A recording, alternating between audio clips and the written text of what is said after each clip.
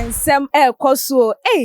enchi se die nipa bebi a yenyini edi edro no se die feriye eye ade a chese eno de eyi ede free abrabom se akwada wo panyino ababa wo abranti obi amfere hwe enkane no na chese eye den se wo behunu se obi afa camera de si ne so achese on shot ade ana wodampem no be kansem hunu ana so be kansem bi achese wa wo nipa no wote hono mu a wo be dwen ana se ebema wo ageti into certain level bi na so say dem that ye trend no abaye so common e de amani teach you youth no ana emebunu no achese wo mo eye bibia krampo na wo mo endwen ho na me ne wo ekasem video bi aba be pie mo e wo map no eso a it is supposed say nipa no oye slay queen waye wo mo achese wo mo esleyi ebiem na wo hwe abaya one ho fefefe no wodampem na wetimi afa phone de asi ne so achese wotimi so wo sore ye ncheye na wo afa phone de asi ne so na wo kasa na momra na mihieska momra na momemedime na like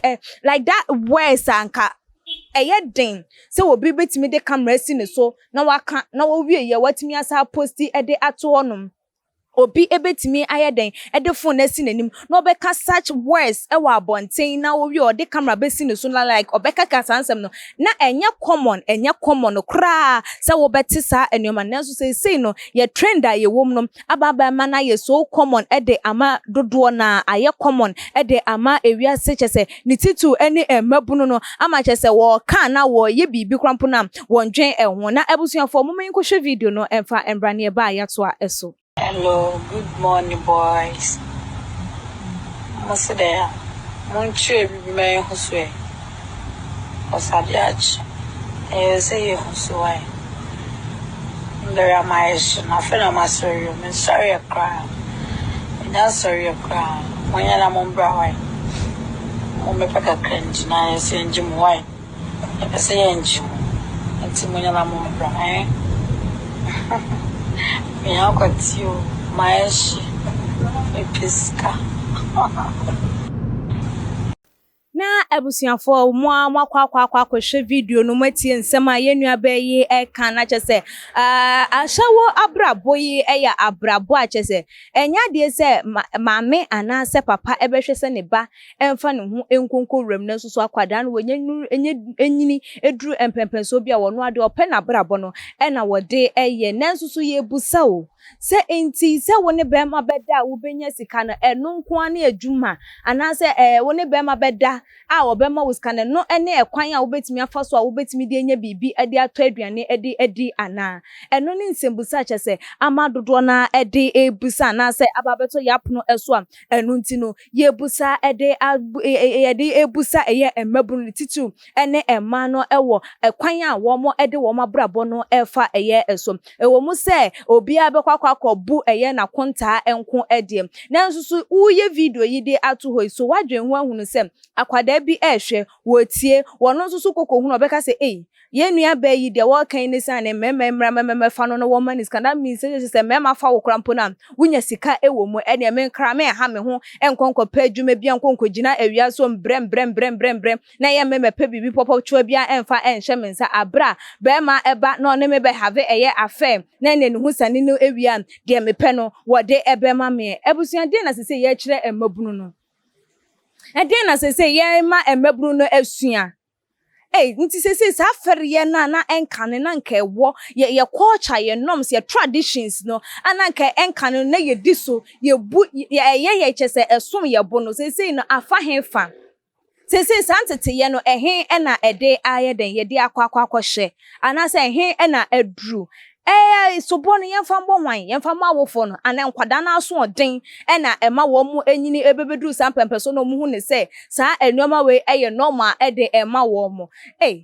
abusuafo ehe na sese wo man Ghana ye adri ehe na oman Ghana ye pem ekoi nti ye wodachi papa bi de ema ye mabunu no dachi papa bi ewo ho de ema ye nkwada no dachi papa bi ewo ho de ma ye nuano ma ye susu se wo mo ensusu eye the future leaders ewo omayi emu ana nti ye videos say ye susu se ye de ye for ye yankasa ye hu ye because of ye marketing bi a ye pe ye because of ye just for trend ye just for ye sika bi a ye nya ne ya dwen wo bi a wo baba be hwe a ono susu na adwen eye different thing ana because video a wo be ye anase ensem a wo be kan ewo how a obia ebeti ase asi ede afa ena wo how a obia so ebetimi aye den I interpret eye ensem no ena the moment no nipa ne situation a wo ena no so be kire se de wo kan no wontie anase eni kwan se ye ma no eye den anase eni kwan se wo fa eye wo futuo enu